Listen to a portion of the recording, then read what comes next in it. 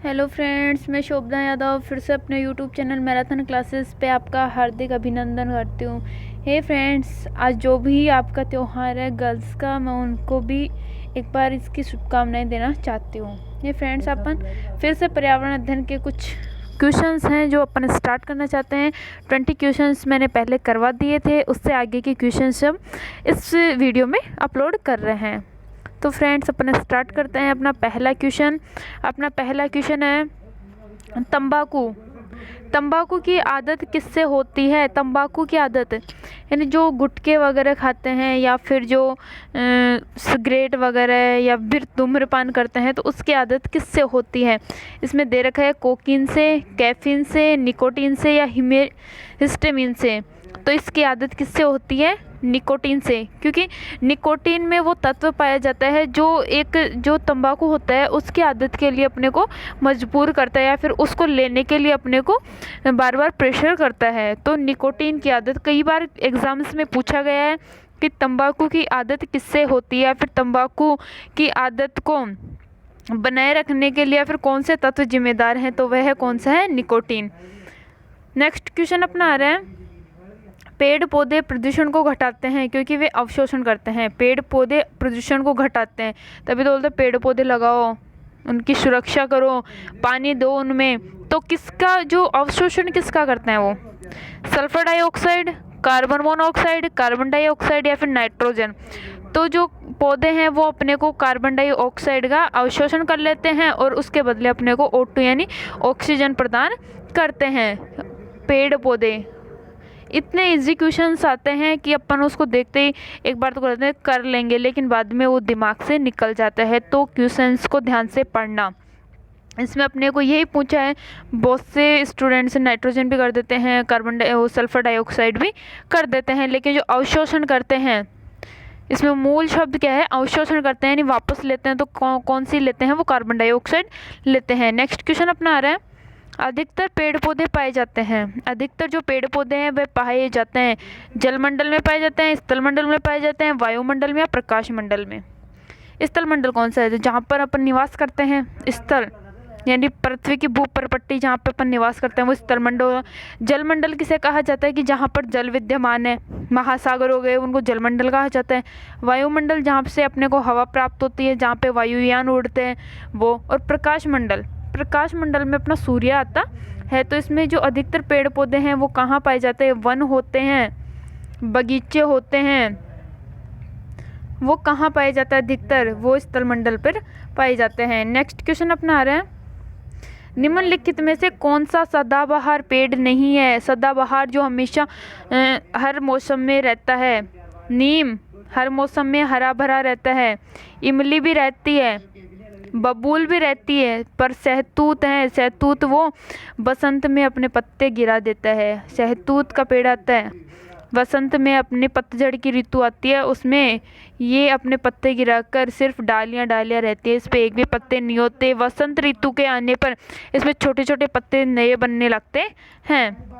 Next question अपन देखते हैं, पौधों के संश्लेषण विश्लेषण क्रिया किस रंग पौधों में प्रकाश संश्लेषण क्रिया किस रंग में सबसे अधिक होती है? तो प्रकाश संश्लेषण जो क्रिया होती है वह कौन से रंग में सबसे अधिक होती है? नीला, पीला, हरा या लाल? तो इसमें अपने को अगर हरे की जगह काला दे दें, है ना, काला दे दें, इसमें अपने को पूछे कि प्रकाश अवशोषण की क्रिया कौन से रंग में ज़्यादा होती है, तो वह होती है काले रंग में।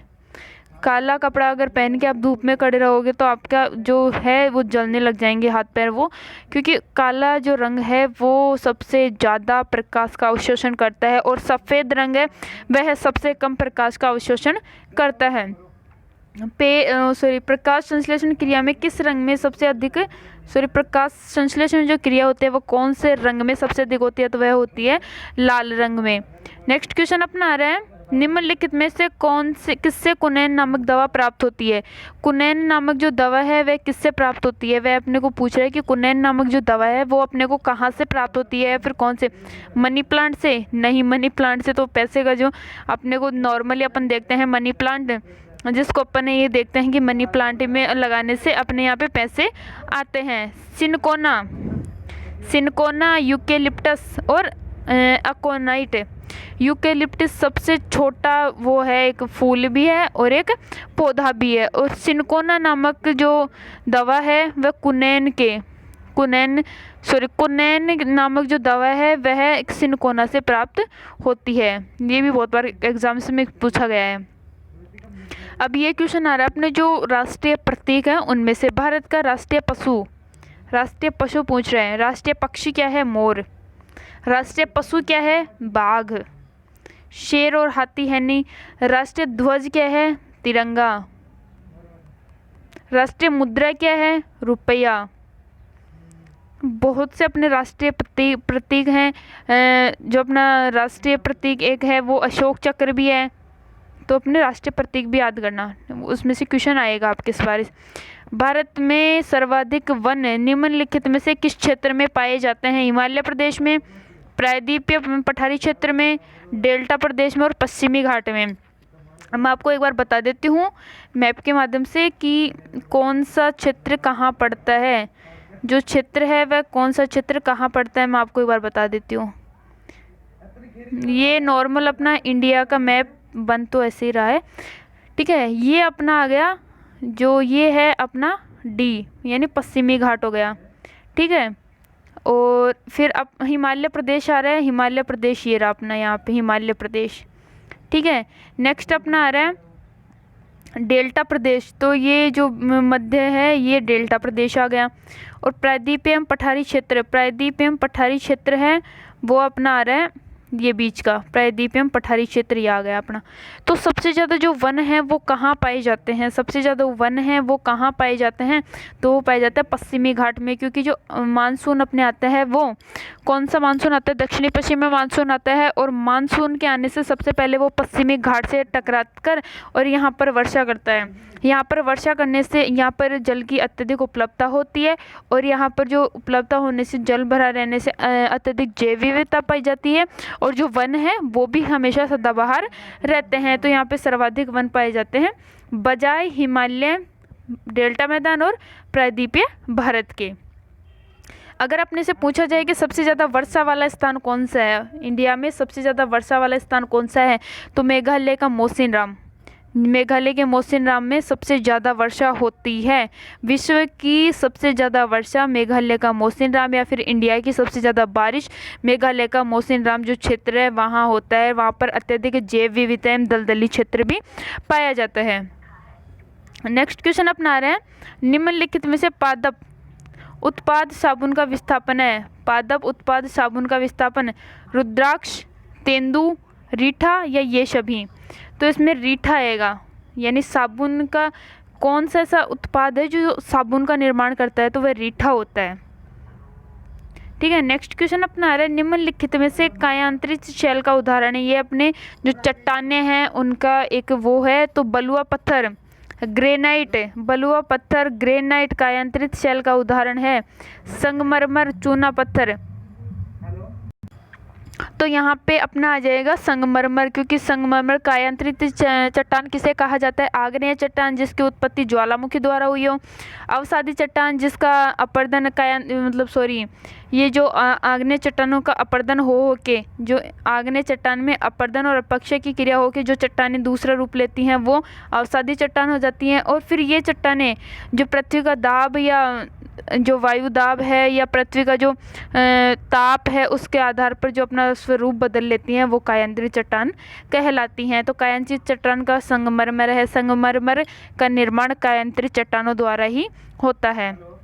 नेक्स्ट क्वेश्चन अपन देखते हैं, मानव विकास के क्रम में दो पैर पर चलने का सबसे बड़ा लाभ है। सबसे बड़ा लाभ कौन सा है? शरीर को अच्छे प्रकार आधार देना? नहीं। शरीर का भार कम होना? स्वतंत्र हाथ रूप में मस्तिष्क का आज्ञानुसार कार्य कर सकते हैं? सही है, स्वतंत्र हाथ होते हैं, मस्तिष्क की आज्ञानुसार कार्य कर सकते हैं, क्योंकि जो चार पैरों पर चलने वाले जो जानवर होते हैं उनके आगे वाले दो पैर उनके हाथ कहलाते हैं, अग्रपाद उनके हाथ कहलाते हैं और पश्चपाद उनके पैर कहलाते हैं। ये अपना जैसे मान लो कोई पशु है, ठीक है, इसके ये दो पैर, ये तो अग्रपाद और ये जो पश्चपाद, ये इनके मुख्य पैर होते हैं और इनके ये हाथ होते हैं। तो ये जो अपनी इच्छा अनुसार कोई कार्य नहीं कर सकते इनसे। लेकिन जो मनुष्य होता है उनमें हाथ स्वतंत्र होते हैं और वह मस्तिष्क के अनुसार वह कैसे भी कार्य कर सकते हैं। नेक्स्ट क्वेश्चन अपना आ रहा है, भारत में फलों के अंतर्गत सर्वाधिक क्षेत्र है। भारत में जो फलों के अंतर्गत सर्वाधिक क्षेत्र नींबू का है, अमरूद का है, आम का या पपीते का है। तो सर्वाधिक क्षेत्र आम का है, क्योंकि जो अपना पश्चिमी तट है, उत्तरी दक्षिणी जो पूर्वी तट है, वहाँ पर जो लौटता हुआ मानसून जो वर्षा करता है उसको कहते हैं आम्र वर्षा, क्योंकि उधर आमों का उत्पादन सर्वाधिक होता है। तो अपने भारत में सर्वाधिक जो फलों में उत्पादन होता है वह किसका होता है? आम का। और अपना जो राष्ट्रीय फल है वो भी क्या है? आम।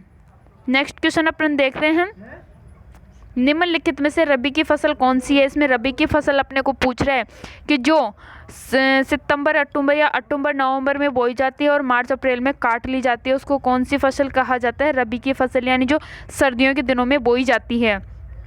चावल नहीं, मूंगफली नहीं, क्योंकि मूंगफली, चावल और कपास ये किसके साथ? बाजरे के साथ बोते हैं, बाजरे के साथ बोया जाता है। तो बाजरा किसकी फसल है? बाजरा तो खरीफ की फसल है। यहाँ पे सिर्फ चना रहा, चना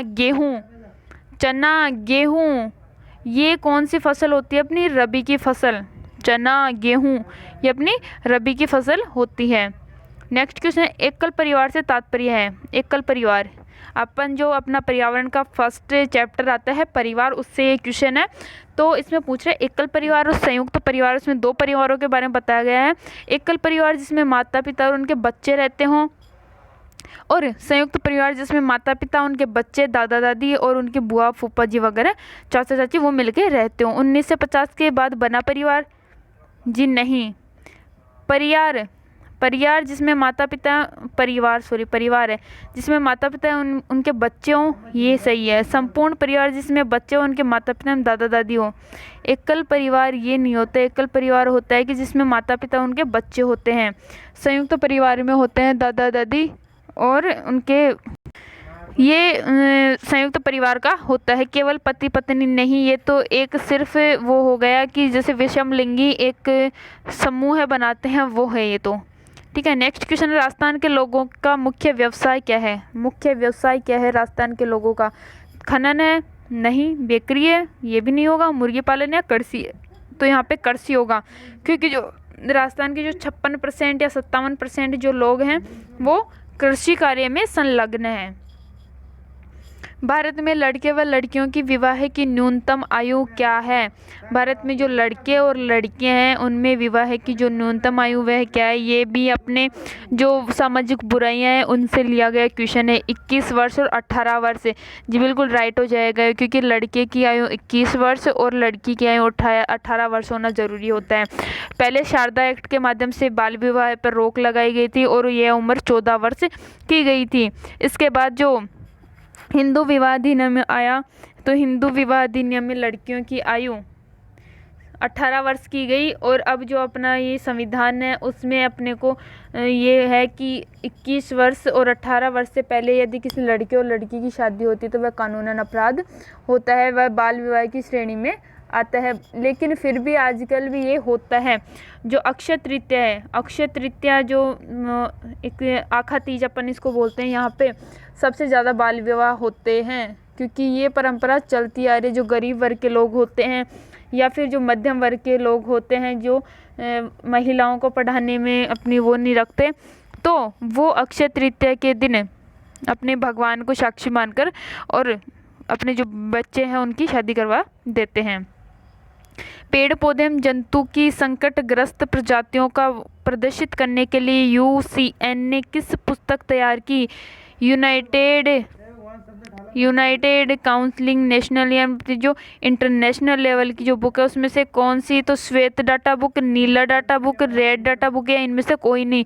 तो रेड डाटा बुक में जो प्रजातियां संकट में हैं उनकी प्रजातियों को रेड डाटा बुक में संलग्नित किया गया है। नेक्स्ट क्वेश्चन अपना आ रहा है, एक किसान दानों के भूसों से अलग करना चाहता है, जिस प्रक्रिया से यह किया जाता है वह प्रक्रिया कौन सी कहलाती है। ये अपना 3rd या 4th चैप्टर है, उसमें से है ये क्वेश्चन कि कृषि पद्धतियाँ या फिर उनमें से आएगा ये। तो जो बागवानी है उनमें से आता है ये। फसल की कटाई से तो है, तो वो तो फसल को जो भूमि से उससे अलग किया जाता है। हस्तचयन द्वारा नहीं होता है, थ्रेसिंग द्वारा होती है। अपन एक उपकरण काम में लेते हैं, उसको थ्रेशर कहा जाता है। थ्रेशिंग प्रक्रिया के द्वारा जो दाने और भूसे यानी जो चारा है और जो दाने हैं उनको अलग करता है। निष्पादन तो छानना होता है। किसके नेतृत्व में चिपको आंदोलन को बल मिला। किसके नेतृत्व में चिपको, के.एन. बनर्जी, सुंदरलाल बहुगुणा, अमृता देवी बिश्नोई या मेघा पाटकर, किसको मिला था चिपको आंदोलन? सुंदरलाल बहुगुणा के नेतृत्व में, जहाँ पर महिलाओं ने बिहार में पेड़ों से चिपक कर अपनी जान न्यौछावर कर दी थी। वो चिपको आंदोलन यानी पेड़ वृक्ष बचाओ, वो चिपको आंदोलन है। और अगर आपने को पूछा जाए, नॉर्मल तौर पे अपने पूछे किसान आंदोलन के जो नेतृत्व कर रहे हैं वो कौन है, तो वो कौन से हैं? राकेश टिकैत। ये अपने करंट अफेयर्स का क्वेश्चन है। झूम खेती किसे कहते हैं? केरल, मेघालय झूम खेती होती है, मेघालय, तमिलनाडु। तो झूम यानी स्थानांतरित,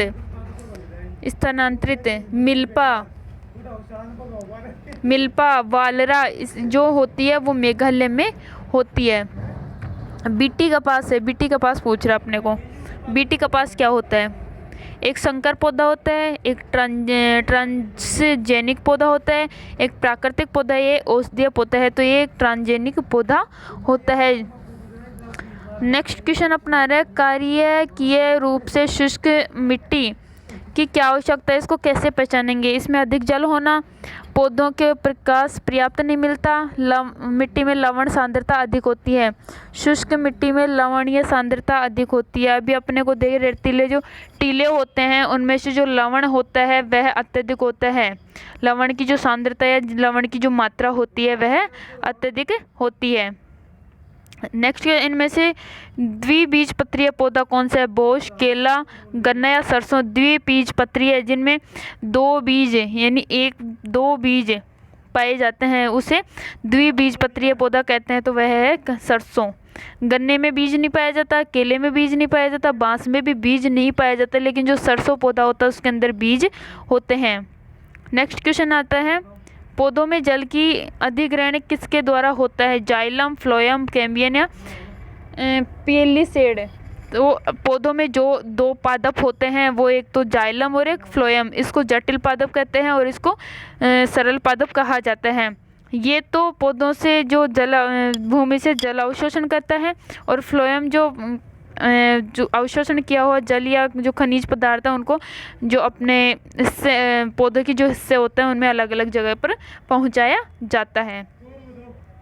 नेक्स्ट क्वेश्चन अपना आ रहा है, चरने वाले पशु वनस्पति को कैसे बदलते हैं? बीज प्रकीर्णन द्वारा, परागण द्वारा, चुनकर चरना या फिर रोग फैलाकर। जो वनस्पति को कैसे बदलते हैं वो कई बार अपन देखते हैं पशु चरता है, वह कोई खेत में चर रहा है, आधे बीजों या फिर आधे जो पौधे होते हैं उनको छोड़ देता है, आधे पौधों को खा लेता है, तो वह चुनकर खाता है।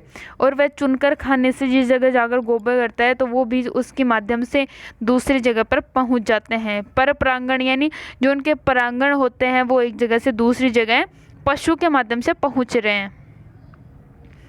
नेक्स्ट क्वेश्चन अपना रहे हैं, निम्नलिखित में से कौन से पौधे दूर दूर तक प्रसारित होंगे? बीजाणु द्वारा प्रकीर्णित पौधे, बीज द्वारा, फल द्वारा या फिर कायक। बीजाणु द्वारा नहीं पहुंच सकते दूर दूर तक, बीज द्वारा भी नहीं जा सकते, कायक जनन द्वारा भी नहीं जा, लेकिन फलों द्वारा कई बार अपन देखते हैं भारत का जो उत्तरी हिस्सा है या फिर जो दक्षिणी हिस्सा है, पूर्वी हिस्सा है या पश्चिमी हिस्सा है, वहाँ से जो फल होते हैं वो मध्य में भी आते हैं, उत्तर में भी जाते हैं, दक्षिण में भी जाते हैं, चारों तरफ फैलते हैं। तो फल के द्वारा जो है उनके दूर दूर तक प्रसारित हो जाते हैं। नेक्स्ट क्वेश्चन अपना है, पौधों में अर्धसूत्री विभाजन होता है? मूल शीर्ष में, पराग कणों में, तने में या फिर पराग कोश में। तो ये होता है पराग कोश में। नेक्स्ट क्वेश्चन अपना रहे एक कोशिकीय सूक्ष्म जीव है, एक कोशिकीय पूछ रहे हैं तो अपन स्टार्टिंग से पढ़ते आ रहे हैं। एक कोशिकीय जीव क्या है? पैरामीशियम। पैरामीशियम ऐसी कुछ आकृति का होता है, वह धीरे धीरे अपनी आकृति बदलता रहता है। पैरामीशियम की आकृति कई बार ये हो जाती है, कई बार ये हो जाती है। अमीबा की तरह भी पैरामीशियम अपना आकार बना लेता है। निम्नलिखित में से किस मिट्टी का विस्तार भारत के सर्वाधिक क्षेत्र में है? जलोढ़ मिट्टी, क्योंकि भारत के अधिकांश भागों में क्या है? नदियां हैं और वो अपने साथ जो मिट्टी बहा कर लाती हैं और जो तट पर छोड़ देती हैं उसको क्या कहा जाता है? जलोढ़ मिट्टी। काली मिट्टी सिर्फ प्रायद्वीपीय पठार में पाई जाती है। लाल मिट्टी पाई जाती है अपने जो पर्वतीय क्षेत्रों में वहाँ पर, और बलुई मिट्टी सिर्फ राजस्थान में अधिक पाई जाती है। अदरवाइज पूरे पूरे भारत में है जलोढ़ मिट्टी पाई जाती है। कुछ जानवर रात में जागते हैं। जानवर हर चीज़ को जिन रंगों में देखते हैं। रात में जो जानवर जैसे उल्लू है, उल्लू को सर्वाधिक जो रंग दिखता है वह कौन सा होता है? काला और सफ़ेद, दो ही रंगों में इनको दिखता है, काला और सफ़ेद दो रंग। ये अगर फ्रेंड्स आपने मेरे को मैराथन क्लासेस जो यूट्यूब चैनल को सब्सक्राइब नहीं किया तो सब्सक्राइब कर ले, आपको ऐसे नए वीडियोज़, नए क्वेश्चंस आपको देखने को मिलेंगे।